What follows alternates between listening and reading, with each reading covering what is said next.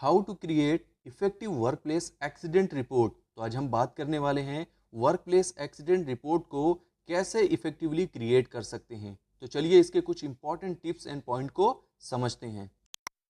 तो workplace accident report को create करना सिर्फ इसलिए क्रूशियल नहीं होता है कि वो सेफ्टी कंप्लायंसेस और लीगल रीज़न है, बल्कि इसकी मदद से हम अपने एम्प्लॉयज़ की हेल्थ एंड सेफ्टी को भी इंश्योर कर सकते हैं। तो चलिए कुछ ऐसे टिप्स के बारे में जानते हैं जिसकी हेल्प से आप एक इफ़ेक्टिव एक्सीडेंट रिपोर्ट क्रिएट कर सकते हैं।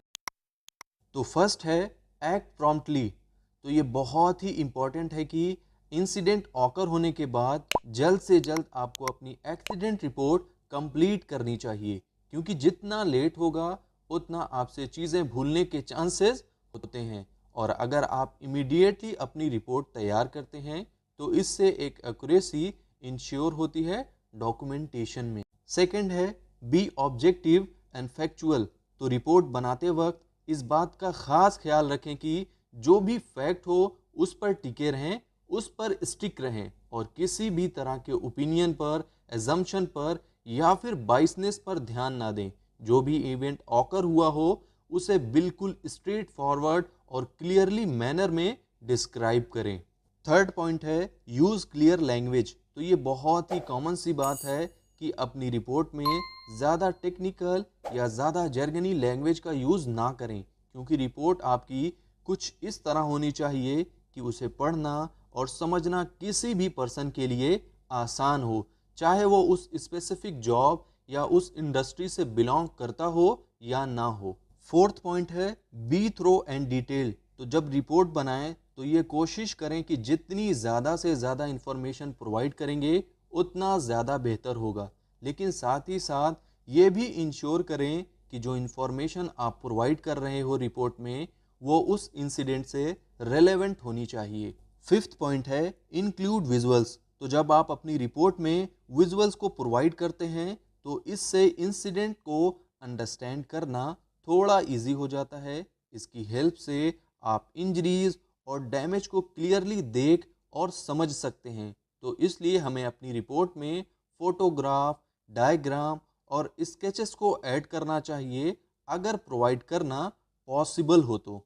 सिक्स पॉइंट है गेदर विटनेस स्टेटमेंट। तो जब आप रिपोर्ट बनाएं तो उसके लिए आई विटनेस का स्टेटमेंट ज़रूर लें जिसने उस इंसिडेंट को ऑकर होते हुए देखा हो। इससे आपको अलग अलग पर्सपेक्टिव पता चलेगा इंसिडेंट के बारे में, और इन सभी आई विटनेसेस के स्टेटमेंट को अपनी रिपोर्ट में ज़रूर शामिल करना चाहिए, क्योंकि ये आपके लिए बहुत हेल्पफुल होगा। तो सेवेंथ पॉइंट है अवॉइड ब्लेम। तो जब कभी भी किसी भी तरह का इंसिडेंट ऑकर होता है तो उसकी एक्सीडेंट रिपोर्ट बनाने का जो मेन गोल होता है वो है डॉक्यूमेंटेशन करना, ना कि किसी पर ब्लेम लगाना। तो ऐसे में हमारा फोकस फैक्ट पर होना चाहिए और साथ ही साथ हमें कभी भी कोई ऐसी लैंग्वेज का यूज़ नहीं करना चाहिए जिससे किसी पर उंगली उठे। एट्थ पॉइंट है रिव्यू एंड रिवाइज। तो जब आप एक्सीडेंट रिपोर्ट बना लें तो फाइनलाइज करने से पहले ये ज़रूर चेक कर लें कि एक्यूरेट और कंप्लीट हो। अगर आप चाहें तो इसका रिव्यू अपने कलीग्स या सुपरवाइजर से भी करवा सकते हैं। नाइन्थ पॉइंट है recommended preventive measures.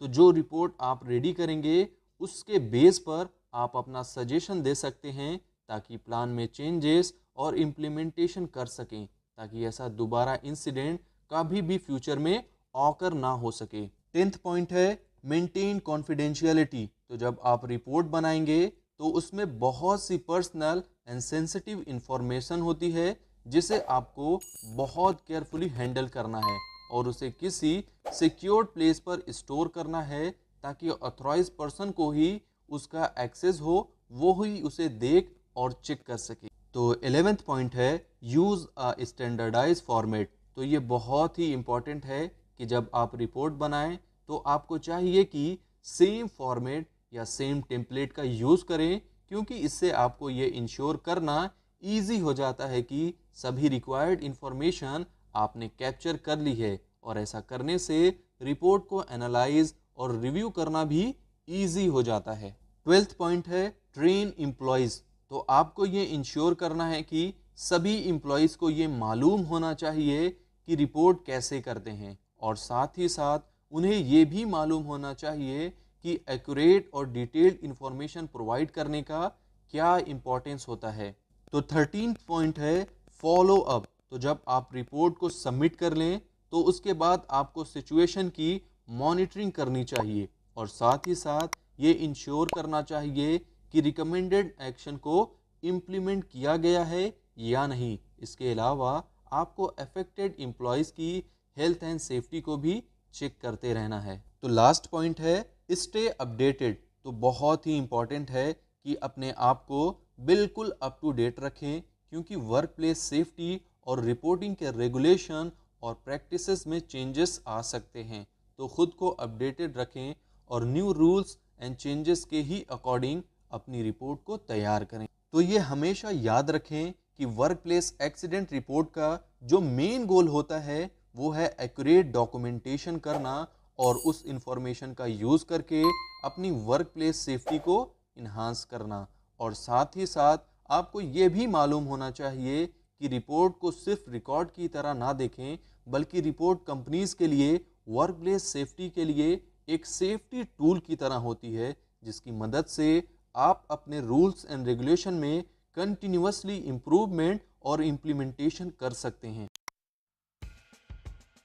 I hope आपके लिए ये वीडियो यूज़फुल होगी, और अगर आपको ये वीडियो पसंद आई है तो वीडियो को लाइक कर दें और चैनल को सब्सक्राइब कर दें। वीडियो को अपनी फ्रेंड्स एंड फैमिली के साथ ज़्यादा से ज़्यादा शेयर करें, और कमेंट करके बताएं नेक्स्ट वीडियो आप कौन से टॉपिक पर